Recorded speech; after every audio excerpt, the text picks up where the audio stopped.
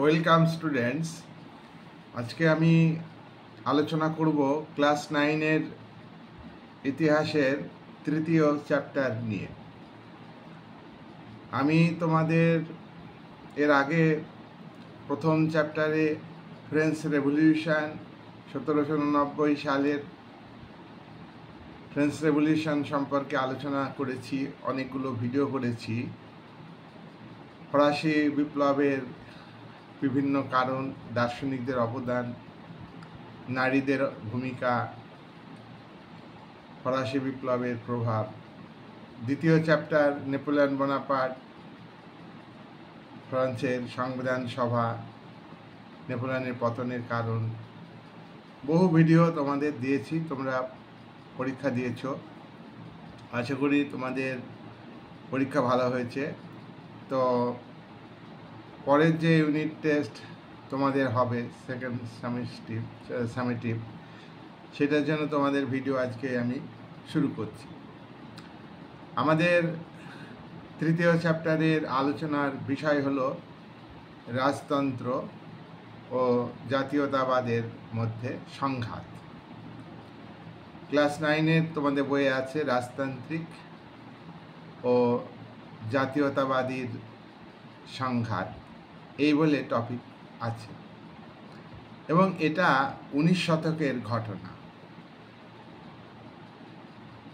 তোমরা জেনেছ যে ফরাসি বিপ্লবের ফলে এবং নেপোলিয়ন বোনাপার্টের পতনের ফলে ইউরোপের রাজনীতিতে একটা বিরাট পরিবর্তন আসে।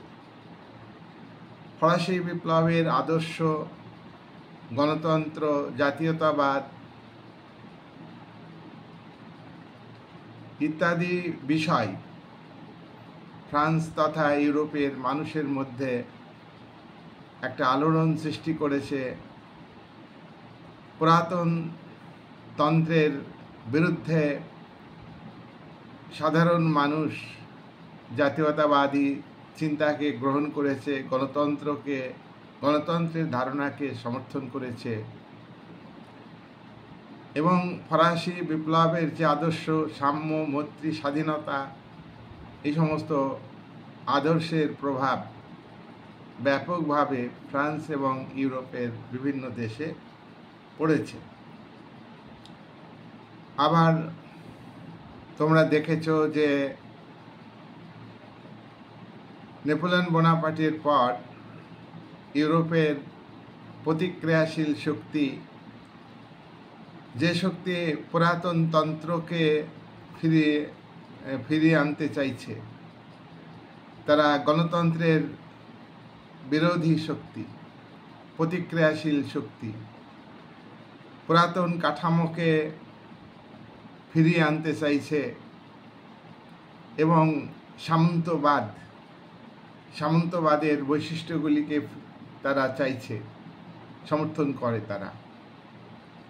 তাহলে আমরা দেখছি 1815 সালে আমরা জানি যে নেপোলিয়ন বোনাপার্ট ওয়াটারলুর যুদ্ধে ইউরোপের শক্তিজোটের কাছে পরাজিত হয়েছে, তার নির্বাসন দণ্ড হয়েছে এবং ফ্রান্সে পুরাতন রাজতন্ত্র, বুর্ব রাজতন্ত্র প্রতিষ্ঠিত হয়েছে, 10ম চার্লস রাজা হয়েছে। ইউরোপের ইতিহাসে এই 1815 সাল একটা গুরুত্বপূর্ণ বিষয়। একদিকে প্রতিক্রিয়াশীল শক্তি, তারা ফরাসি বিপ্লবের আদর্শকে ধ্বংস করতে চাইছে, তারা সাম্যনীতির বিরোধী, তারা গণতন্ত্রের বিরোধী, তারা চাইছে গোটা ইউরোপে পুরাতন তন্ত্র ফিরে আসুক, গোটা ইউরোপে পুরাতন রাজতন্ত্র ফিরে আসুক, পুরাতন রাষ্ট্র কাঠামো ফিরে আসুক। অন্যদিকে ফরাসি বিপ্লবের আদর্শের দ্বারা অনুপ্রাণিত হয়ে উদারনীতিবাদী উদারনীতিবাদী ভাবনা, গণতন্ত্রের ভাবনা, জাতীয়তাবাদের ভাবনার উদ্ভব হয়েছে। তাহলে আমরা দেখছি যে পরস্পর বিরোধী দুটি ভাবনা, দুটি আদর্শ 1815 সাল থেকে আমরা ইউরোপের ক্ষেত্রে দেখতে পাচ্ছি। ফরাসি বিপ্লবের আদর্শের দ্বারা অনুপ্রাণিত হয়ে জনগণ তারা সার্বভৌম ক্ষমতা চরম রাজতন্ত্রের পরিবর্তে নিয়মতান্ত্রিক রাজতন্ত্রের হাতে দিতে চেয়েছে। তারা রাজতন্ত্রের বিরোধী নয়, কিন্তু আমরা দেখেছি 1793 সালে ষোড়শ লুইয়ের মৃত্যু হয়েছে এবং 1793 সালে ফ্রান্সে প্রথম প্রজাতান্ত্রিক সরকার প্রতিষ্ঠিত হয়েছে। প্রজাতান্ত্রিক সরকার এবং ফ্রান্সে রাজার মৃত্যু, এটা একটা দুর্ঘটনা। ফ্রান্সের সাধারণ মানুষ কিন্তু চায়নি। ফ্রান্সের বিপ্লবের মাধ্যমে সে দেশের যারা শিল্পপতি, যারা বড় বড় ব্যবসায়ী, যারা ধনী, তারা কিন্তু ক্ষমতায় আসতে চেয়েছিল। তারা ধনী অভিজাতদের ক্ষমতাচ্যুত করতে চেয়েছিল, ধনী যাজক সম্প্রদায়কে ক্ষমতাচ্যুত করতে চেয়েছিল, নিজেদের স্বার্থে শাসন ব্যবস্থা চালু করতে চেয়েছিল। তাদের মূল লক্ষ্য চরম রাজতন্ত্রকে উচ্ছেদ করে নিয়মতান্ত্রিক রাজতন্ত্র প্রতিষ্ঠিত করা। কিন্তু আমরা লক্ষ্য করেছি 1793 সালে ষোড়শ লুইকে গিলোটিন যন্ত্রে হত্যা করা হয়েছে এবং ফ্রান্সে 1793 সালে প্রথম প্রজাতান্ত্রিক সরকার প্রতিষ্ঠিত হয়েছে। কিন্তু গণতন্ত্র জাতীয়তাবাদী ভাবধারাকে সব মানুষ কিন্তু গ্রহণ করতে পারছে না। ফ্রান্সের জনগণ সমর্থন করেছে ঠিকই, ফ্রান্সের জনগণ আবারও পুরাতন রাজতন্ত্রকে ফিরে পেতে চাইছে। যাই হোক, 1789 সালের বিপ্লব, 1789 সালের বিপ্লব জনগণের হাতে চূড়ান্ত ক্ষমতা দানের পক্ষে একটা বিপ্লব, জাতীয়তাবাদী ভাবনা তারা সৃষ্টি করেছে। এবং নেপোলিয়ন বোনাপার্ট একনায়কতান্ত্রিক শাসক হলেও দেশের মধ্যে সংস্কারমূলক কাজ করেছে এবং বিভিন্ন দেশে সাম্রাজ্যবাদী নীতির মধ্য দিয়ে ইটালিতে, জার্মানিতে বহু রাজ্যে, বহু ছোট ছোট রাজ্যে পুরাতন তন্ত্রকে উচ্ছেদ করে, পুরাতন রাজতন্ত্রকে উচ্ছেদ করে সেখানে নতুন একটা শাসন ব্যবস্থা উপহার দিয়েছে। তোমরা জানো যে নেপোলিয়ন বোনাপার্ট ফ্রান্সে যে প্রজাতান্ত্রিক সরকার তাকে উচ্ছেদ করেছে। উচ্ছেদ করে তিনি একনায়কতান্ত্রিক শাসন প্রতিষ্ঠিত করেছেন এবং নেপোলিয়ন বোনাপার্ট সমস্ত ক্ষমতা নিজের হাতে কেন্দ্রীভূত করেছেন। তিনি সাম্যের কথা বলেছেন, তিনি নিজেকে বিপ্লবের সন্তান বলে দাবি করেছেন। তিনি পাশাপাশি তিনি বিপ্লবের আদর্শকে ধ্বংস করেছেন, ব্যক্তি স্বাধীনতা জনগণের কাছ থেকে কেড়ে নিয়েছেন। তবুও ফরাসি বিপ্লবের বড় অবদান হলো যে জনগণের হাতে ক্ষমতা দিতে হবে। দেশে দেশে এই যে জনগণের হাতে ক্ষমতা দিতে হবে, দেশে দেশে এই ভাবনা, জাতীয়তাবাদী ভাবনা, এই ভাবনাটা ইউরোপের বিভিন্ন দেশে ছড়িয়ে পড়ে। কোন কোন দেশে ছড়িয়ে পড়ে? জার্মানির ছোট ছোট রাজ্য 39টা রাজ্যে ছড়িয়ে পড়ে। ইটালির বহু ক্ষুদ্র ক্ষুদ্র রাজ্য, ইটালির ফ্লোরেন্স, পার্মা, মডেনা, টাস্কেনি, নেপলস প্রভৃতি রাজ্যে ছড়িয়ে পড়ে। স্পেনে জাতীয়তাবাদী ভাবনা ছড়িয়ে পড়ে। পোল্যান্ডে, রাশিয়াতে, বেলজিয়ামে জাতীয়তাবাদী ভাবনা এবং জাতীয়তাবাদী প্রতিরোধ গড়ে ওঠে। নেপোলিয়নের সাম্রাজ্যবাদ, নেপোলিয়নের যে গণতন্ত্র বিরোধী মনোভাব, তার যে একনায়কতান্ত্রিক সাম্রাজ্যবাদী নীতি, একের পর এক দেশ দখলের নীতির বিরোধিতা করেছে এই জাতীয়তাবাদী ভাবনা। এবার আমরা দেখব যে রাজতান্ত্রিক যে ব্যবস্থা, রাজতন্ত্র বংশগত ব্যাপার, রাজার উত্তরাধিকারী রাজা হবেন, এখানে জনগণের পছন্দ অপছন্দের কোনো গুরুত্ব নেই। রাজার উত্তরাধিকারী রাজা হবেন, এখানে ইলেক্টেডের কোনো ব্যাপার নেই, এটা বংশগত রাজতন্ত্র। এই যে বংশগত রাজতন্ত্র, এর অধীনে একটা জাতীয় রাষ্ট্র সৃষ্টি হয়েছে। আর আমরা দেখব যে জাতীয়তাবাদী ভাবনাও দেখা দিয়েছে। জাতীয়তাবাদী ভাবনা হলো দেশপ্রেমের ভাবনা, এটা মানুষের মনের ব্যাপার, দেশের প্রতি ভালোবাসা, গভীর ভালোবাসা, দেশের ভাষা, শিক্ষা, সংস্কৃতি, ঐতিহ্য, ধর্ম ইত্যাদিকে ভালোবাসতে শেখা হলো জাতীয়তাবাদের ভাবনা। একটা নির্দিষ্ট ভূখণ্ডে বসবাসকারী জনগণের মধ্যে ভাষাগত পার্থক্য থাকতে পারে, ধর্মগত পার্থক্য থাকতে পারে, শিক্ষা সংস্কৃতির ক্ষেত্রে পার্থক্য থাকতে পারে, ঐতিহ্যের ক্ষেত্রে পার্থক্য থাকতে পারে, তবু তারা একটা নির্দিষ্ট অঞ্চলে বসবাস করে বলে তাদের মধ্যে একতা তৈরি হয় এবং সেই ভূখণ্ডকে তারা রক্ষা করতে চায়। এইটা হলো দেশপ্রেম, এইটা হলো জাতীয়তাবাদের ভাবনা। এই জাতীয়তাবাদের ভাবনা উদারতন্ত্রকে সমর্থন করে। উদারতন্ত্র কাকে বলে? উদার রাষ্ট্র সামন্তবাদী রাজনৈতিক ব্যবস্থাতে সামন্তবাদে চরম রাজতন্ত্র থাকবে। নিয়মতান্ত্রিক রাজতন্ত্র থাকতে পারে, কিন্তু চরম রাজতন্ত্র থাকবেই। রাজার হাতে চূড়ান্ত ক্ষমতা থাকবে, সামন্ত প্রভুরা রাজাকে পরিচালনা করবেন। এটা হলো সামন্তবাদ। এই সামন্তবাদী রাষ্ট্র ব্যক্তির উপরে কঠোর নিয়ন্ত্রণ করে, ব্যক্তির স্বাধীনতা বলে কিছু থাকে না।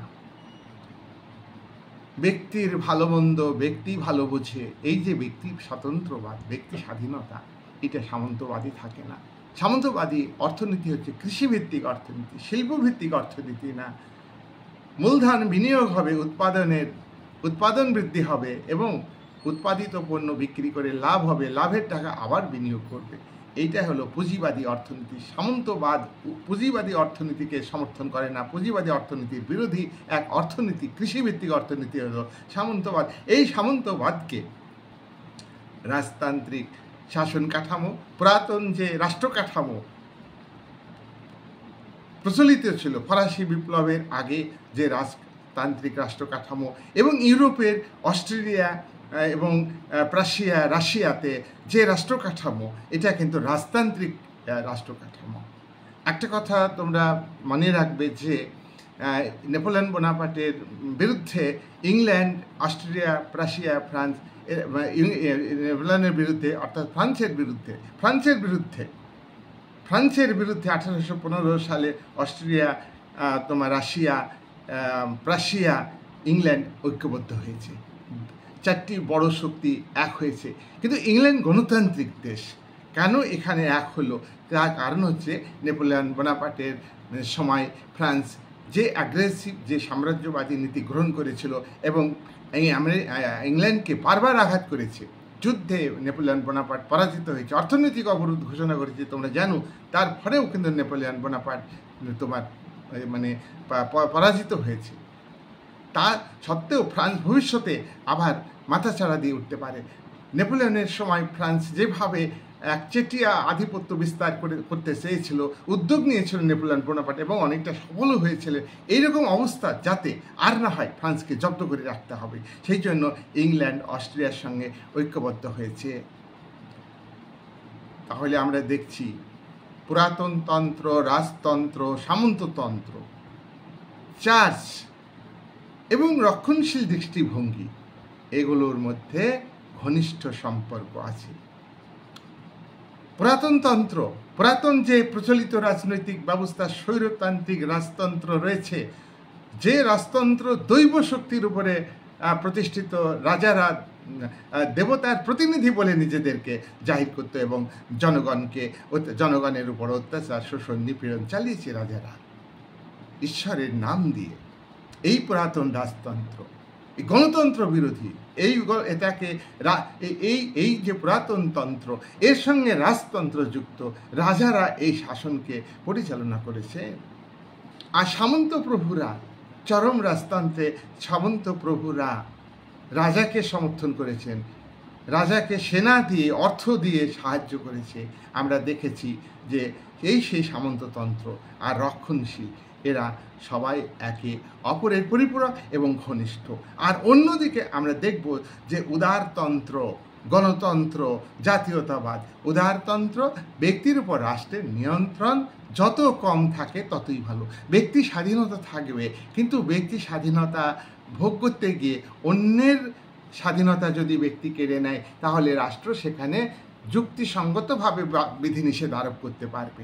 কিন্তু ব্যক্তি পুরোপুরি ব্যক্তির উপরে কন্ট্রোল, স্টেট কন্ট্রোল এটা থাকবে না। এটাই হলো উদারনীতিবাদ।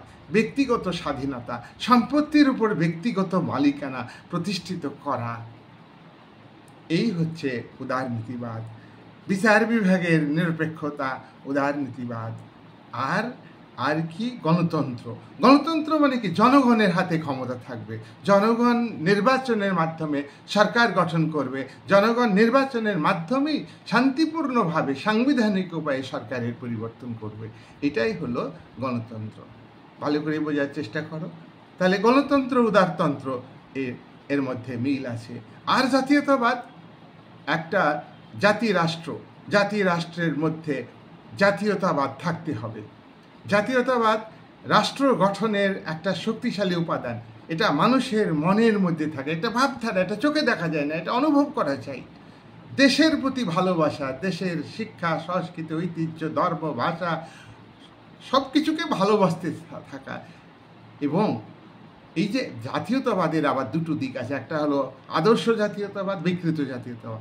আদর্শ জাতীয়তাবাদ সমর্থনযোগ্য, কিন্তু বিকৃত জাতীয়তাবাদ সমর্থনযোগ্য না। একটা জাতি অন্য জাতির উপরে আধিপত্য বিস্তার করবে, এটা ন্যায়সঙ্গত না, এটা গণতন্ত্র সম্মত নয়।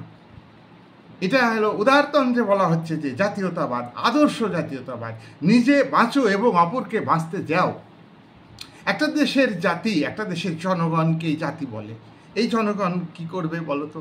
এই জনগণ নিজেদেরকে ভালোবাসবে, নিজেদের দেশকে ভালোবাসবে, মাতৃভূমিকে ভালোবাসবে, দেশের প্রতি দায়বদ্ধ কর্তব্য পালন করবে। তার মানে এই নয় যে অন্য দেশের মানুষকে ঘৃণা করবে, অন্য জাতিকে ঘৃণা করবে। সেটা কিন্তু বিকৃত জাতীয়তাবাদ বিকৃত জাতীয়তাবাদকে সমর্থন করে না। তাহলে আমরা দেখছি যে একদিকে জাতীয়তাবাদ, উদারবাদ আর গণতন্ত্র, আর অন্যদিকে হলো প্রতিক্রিয়াশীল শক্তি। প্রতিক্রিয়াশীল শক্তির মধ্যে পড়ছে হচ্ছে পুরাতন তন্ত্র, পুরাতন রাজনৈতিক কাঠামো, রাজতন্ত্র, সামন্ততন্ত্র এবং রক্ষণশীল দৃষ্টিভঙ্গি, প্রগতিকে স্বীকার না করা। এইভাবে তাহলে আমরা দেখেছি যে ফরাসি বিপ্লব অনেক কিছু পরিবর্তন এনে দিয়েছে 1815 সালে। তাই আমরা দেখব যে আমরা পৃথিবী না বলে আমরা ইউরোপ কেন্দ্রিক রাজনীতি, তখন ইউরোপে 4টি দেশ ফ্রান্সের বিরুদ্ধে ঐক্যবদ্ধ হয়েছে। ফরাসি বিপ্লবের যে আদর্শ, সেই আদর্শ ফরাসি দেশেই সীমাবদ্ধ রাখতে হবে, সেটা যাতে আমাদের দেশগুলিতে এসে পৌঁছাতে না পারে। অস্ট্রিয়ার অনেক উপনিবেশ ছিল, জার্মানির অনেক রাজ্য অস্ট্রিয়ার অধীনে ছিল, উপনিবেশ ছিল। ইটালির বহু রাজ্যে জার্মানির উপনিবেশ ছিল। তাই অস্ট্রিয়ার শাসক মেটারনিখ চাননি যে গণতন্ত্র, জাতীয়তাবাদ, উদারবাদী ভাবনা এটা অস্ট্রিয়া, রাশিয়া, প্রাশিয়া এই সমস্ত দেশে যেন প্রসারিত না হয়। ওটা ফ্রান্সে আছে, ফ্রান্সেই থাক, স্তব্ধ করে দিতে হবে। তার জন্যে ফ্রান্সের বিরুদ্ধে শক্তি জোট করে তুলেছে ভিয়েনা কংগ্রেসে, অস্ট্রিয়ার রাজধানী ভিয়েনা কংগ্রেসে বা সম্মেলনে উপস্থিত হয়েছে। এই সম্মেলনে আমরা দেখব যে ইংল্যান্ডের ক্যাসালরি প্রধানমন্ত্রী, ইংল্যান্ডের প্রতিনিধি ক্যাসালরি উপস্থিত হয়েছেন। রাশিয়ার যার প্রথম আলেকজান্ডার উপস্থিত হয়েছেন 1815 সালে ভিয়েনা সম্মেলনে। প্রাশিয়ার প্রতিনিধি, এমনকি পরাজিত ফ্রান্সের প্রতিনিধিকেও এখানে ডাকা হয়েছে।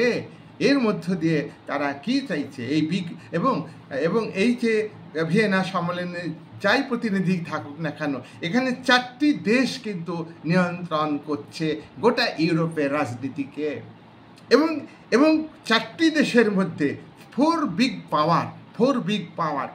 পাওয়ার মনে রাখবে, অস্ট্রেলিয়া, ইংল্যান্ড, দুটো হলো প্রাশিয়া, রাশিয়া। তার মধ্যে অস্ট্রেলিয়া হচ্ছে প্রবল শক্তিশালী। অস্ট্রেলিয়া এখানে নিয়ন্ত্রণ করছেন। এখানে অস্ট্রেলিয়ার প্রধানমন্ত্রী মেটারনিক, তিনি প্রতিক্রিয়াশীল নীতি গ্রহণ করেছেন।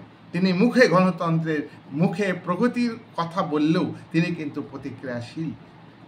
তাহলে আমরা দেখছি যে নেপোলিয়ন বোনাপার্টের যে যুদ্ধনীতি, নেপোলিয়ন বোনাপার্টের যে ভূমিকা ছিল ফ্রান্সের ক্ষেত্রে, ফ্রান্স যাতে সেই ভূমিকা আর ফিরে না পায়, দুর্বল করে রাখতে হবে তাকে, এইটাই হলো তাদের উদ্দেশ্য।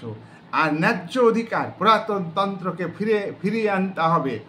যে রাজতন্ত্র ফরাসি বিপ্লবের আগে ফ্রান্সে ছিল, বুর্বো রাজতন্ত্র, ফ্রান্সেও বুর্বো রাজতন্ত্রকে বজায় রাখতে হবে, ফিরিয়ে আনতে হবে, ফিরিয়ে এনেছে।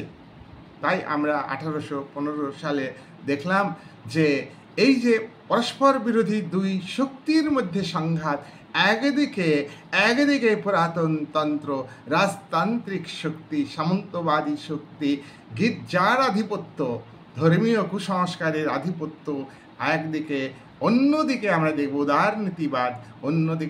উদারনীতিবাদ, গণতন্ত্র এবং জাতীয়তাবাদ। এই দুই পরস্পর বিরোধী শক্তির মধ্যে সংঘাত। আর এটা কি?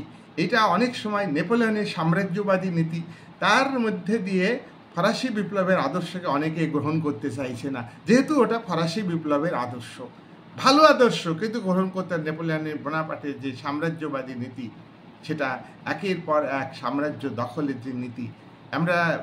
আমরা দেখেছি যে রাশিয়ার যুদ্ধে নেপোলিয়ন বোনাপার্ট পরাজিত হয়েছেন, স্পেনের যুদ্ধে পরাজিত হয়েছেন, এবং সেসব আলোচনা তোমরা বিভিন্ন ভিডিওতে শুনেছ।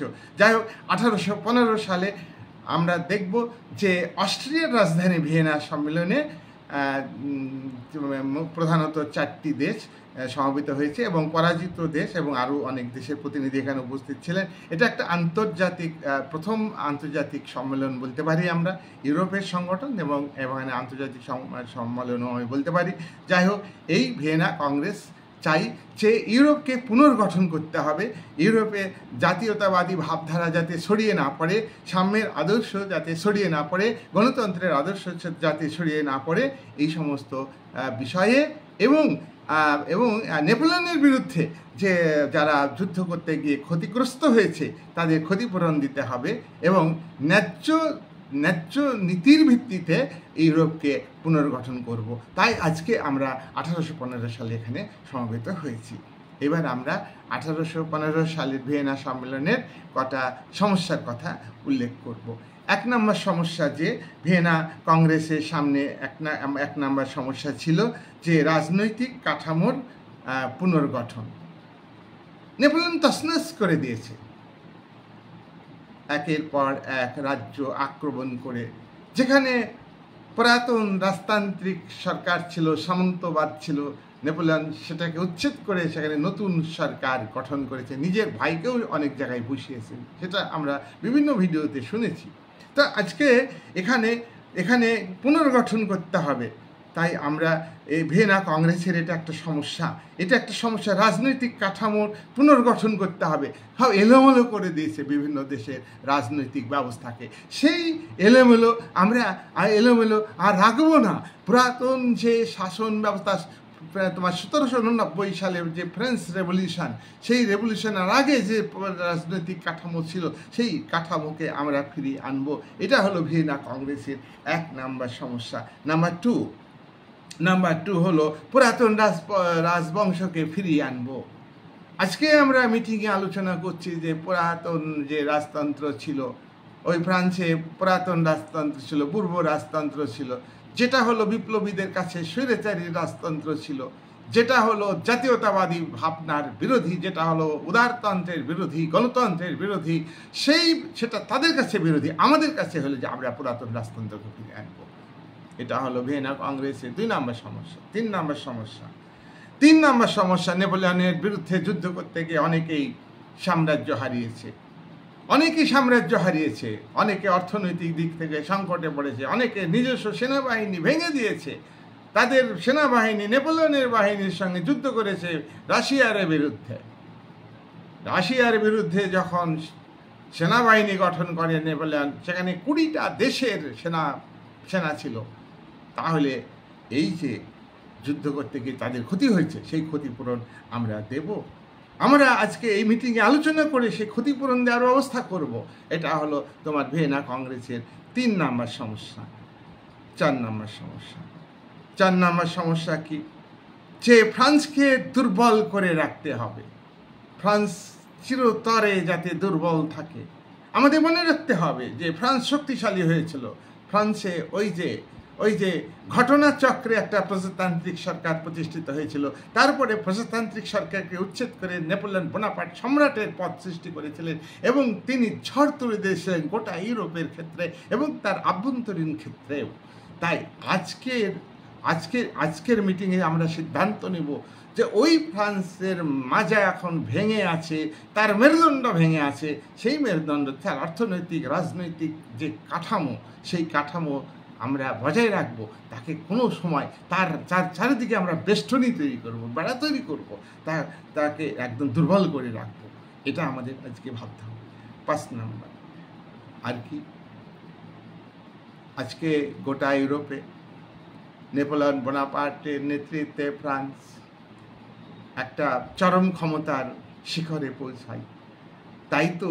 এবং সে তরবারির সাহায্যে সাম্রাজ্যবাদী নীতির মাধ্যমে দেশ দখল করেছিলেন। এইরকম যে শক্তি, একটা বিরাট শক্তি, একটা ভারসাম্য হারিয়ে গিয়েছিল। আর নেপোলিয়ন বোনাপার্টের এগেনস্টে সমান কোনো শক্তি ছিল না। এইরকম অবস্থা আমরা আজকে 1815 সালে দাঁড়িয়ে আমরা বলছি, আমাদের সিদ্ধান্ত নিতে হবে যে আগামী দিনে এই যে ব্যালেন্স, এই যে ভারসাম্য, শক্তির ভারসাম্য, দাঁড়িপাল্লা যেমন সমান থাকে, একদিকে বাটখারার দিকে জিনিস থাকে, যেমন একটা সাম্য থাকে, তাই গোটা ইউরোপে আজকে আমাদের সেই শক্তি সাম্য বজায় রাখতে হবে। এই কথা আমাদের মনে রাখতে, এটা আমাদের সমস্যা গোটা ইউরোপে। এই যে 5টা সমস্যা, এই 5টা সমস্যা হলো তোমার ভিয়েনা কংগ্রেসের সামনে সমস্যা। এবার এই সমস্যাকে কেন্দ্র করে, এই সমস্যার ভিত্তিতে তারা একটা সিদ্ধান্ত নিয়েছে যে আমরা 3টি নীতি গ্রহণ করব। সেই 3টি নীতি পরবর্তী ভিডিওতে আমি আলোচনা করব। তাহলে আজকে আমরা আমাদের ভিডিওর আলোচনার যে বিষয়, সেটা হলো যে রাজতন্ত্র বা রাজতান্ত্রিক রাজশক্তির সঙ্গে তোমার জাতীয়তাবাদের মধ্যে সংঘাত, জাতি কিভাবে গড়ে ওঠে, একটা নির্দিষ্ট ভূখণ্ডে বসবাসকারী জনগণের মধ্যে যে ভাষা, শিক্ষা, সংস্কৃতির পার্থক্য থাকলে তাদের মধ্যে গভীর ভালোবাসা, ভূখণ্ডকে রক্ষা করার জাতি, আদর্শ জাতীয়তাবাদ, বিকৃত জাতীয়বাদ সমর্থনযোগ্য নয়, এই দুটো। এবং ইউরোপে যে 4টি শক্তিশালী রাষ্ট্র, তারা ভিয়েনা কংগ্রেসে সমবেত হয়েছে। এই বলে আজকে আলোচনা আমি শেষ করছি। আচ্ছা, তোমরা যারা আমার চ্যানেলের সঙ্গে যুক্ত, অনেকেই হয়তো সাবস্ক্রাইব করবো বলে এখনও করনি, তারা সাবস্ক্রাইব করবে। আমার সাবস্ক্রাইব করবে, শেয়ার করবে, লাইক করবে, আমার পাশে থাকবে এবং আমি ভিডিও বানাতেই থাকবো। আমি এরপরের ভিডিও তোমাদের দেব। ভিয়েনা, তোমরা পড়াটা বুঝবে, ইউরোপ ইতিহাস এতটাই ভালো, তুমি ভালো করে বুঝবে, এটা ভবিষ্যতে তোমার পড়াশোনাতে অনেক কাজে লাগবে। বিশেষ করে তোমার 9-এর ইতিহাসটা একটু বুঝবে। এটা 10-এর সঙ্গে লিঙ্ক নাই ঠিকই, কিন্তু ভালো করে পড়তে হবে আমাদের। এই বলে আজকের আলোচনা আমি এখানেই শেষ করলাম।